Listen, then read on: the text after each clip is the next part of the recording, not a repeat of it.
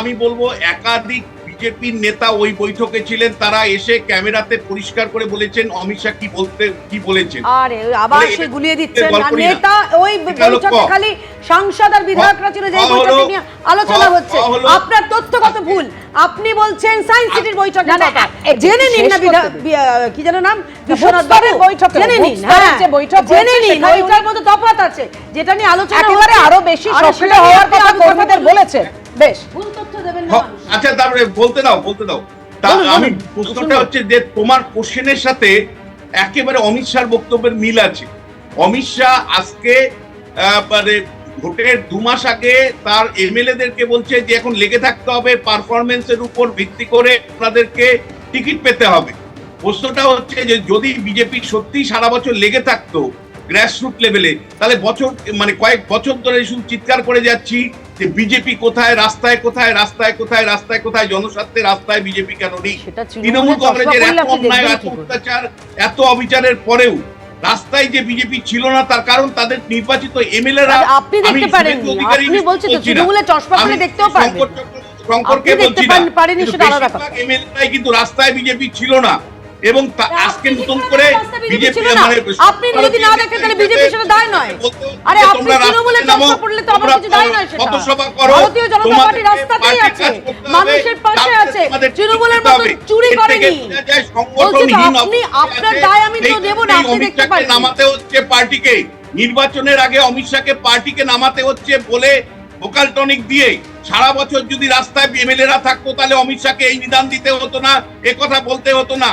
মানে সংগঠনের এই দুর্বলতা কি করে কাটাবে সেটা তো সবচেয়ে বড় প্রশ্ন। সংগঠনের দুর্বলতা কি করে কাটাবে কে? সাংগঠনিক দুর্বলতা বিশ্বনাথ ঠিক করে দেবেন, দুর্বল আছে কিনা বিশ্বনাথ ঠিক করে দেবেন। আপনি বিএলএ নিরিখে দেখুন না কত সংখ্যক বিএলএ।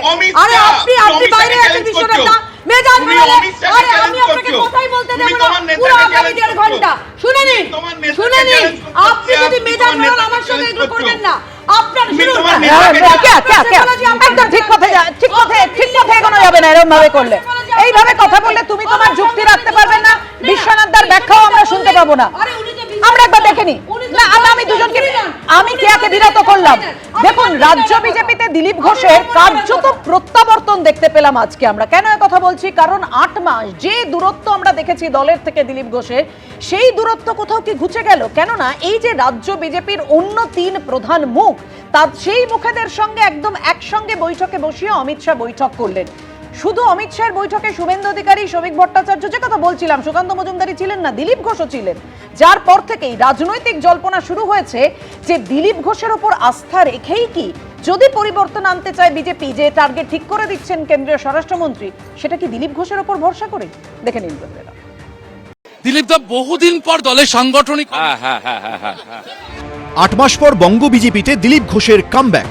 আর কোনো সাদামাটা নয়, প্রত্যাবর্তনেই কার্যত টপ অর্ডারে পৌঁছে গেলেন এরাজ্যে বিজেপির সফলতম সভাপতি। সাংসদ, প্রাক্তন সাংসদ, বিধায়কদের নিয়ে অমিত শাহের বৈঠকে শুধু ডাকি পেলেন না, অত্যন্ত তাৎপর্যপূর্ণভাবে এদিন বিরোধী দলনেতা শুভেন্দু অধিকারী, রাজ্য সভাপতি শ্রমিক ভট্টাচার্য, প্রাক্তন 2 রাজ্য সভাপতি সুকান্ত মজুমদার ও দিলীপ ঘোষের সঙ্গে আলাদা বৈঠক করলেন কেন্দ্রীয় স্বরাষ্ট্রমন্ত্রী। গত কয়েক মাস ধরে সাংগঠনিক কোনো বৈঠকে আসছিলেন না প্রাক্তন রাজ্য সভাপতি দিলীপ ঘোষ। বিজেপির দিলীপ ঘোষের সঙ্গে বঙ্গ বিজেপির এই যে দূরত্ব বাড়ছিল তা ভাবাচ্ছিল কেন্দ্রীয় নেতৃত্বকেই।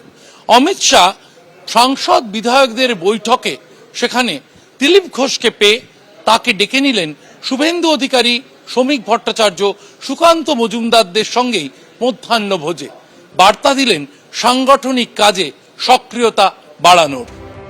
বিজেপি সূত্রে খবর, দিলীপ ঘোষকে অমিত শাহ বলেন, রাজনীতিতে এসেছেন, সমালোচনা গায়ে মাখলে চলবে না, নিজের দায়িত্ব বুঝে নিয়ে কাজে নেমে পড়ুন। যদিও বৈঠকে কি কথা হয়েছে তা নিয়ে কিছু খোলসা করতে চাননি দিলীপ ঘোষ।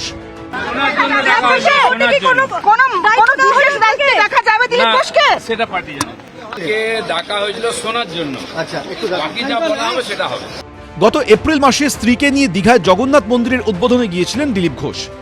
সেদিন মমতা বন্দ্যোপাধ্যায়ের সঙ্গে বসে কথাও বলেছিলেন তিনি। সেই ঘটনার পর থেকেই রাজ্য বিজেপির সঙ্গে তার দূরত্ব বাড়ছিল। দলের বড় কোনো সাংগঠনিক কর্মসূচিতে দেখা যায়নি তাকে। মাঝের সময় রাজ্যে প্রধানমন্ত্রী নরেন্দ্র মোদী এসেছেন, কেন্দ্রীয় স্বরাষ্ট্রমন্ত্রী অমিত শাহ এসেছেন, কিন্তু কোনো কর্মসূচিতেই ডাক পাননি দিলীপ ঘোষ।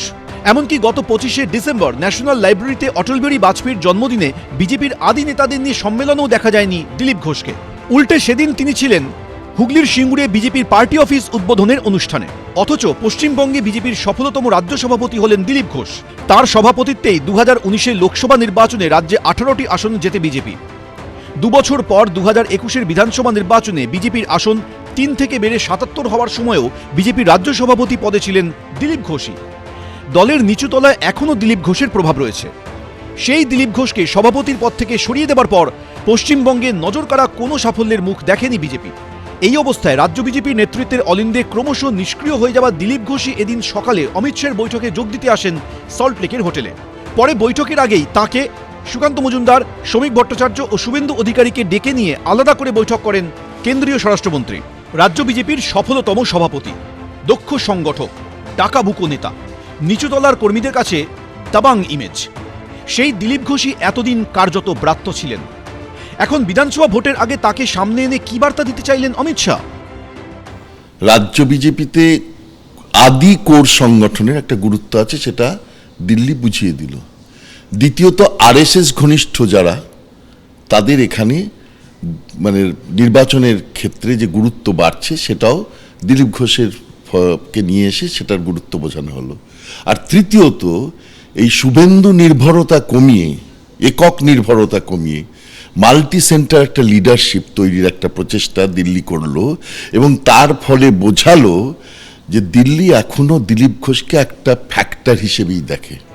যদিও এ নিয়ে কটাক্ষ করতে ছাড়েনি তৃণমূল।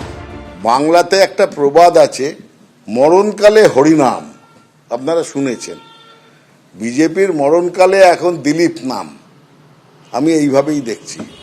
বিধানসভা নির্বাচনের আগে ফের দিলীপ ঘোষকে লড়াইয়ের ফুল ফর্মে দেখা যায় কিনা সেটাই এখন দেখার। শিবাশিস মৌলিক, দীপক ঘোষ, আশাবুল হোসেন, এবিপি আনন্দ। এবিপি আনন্দ, এগিয়ে থাকে, এগিয়ে রাখে।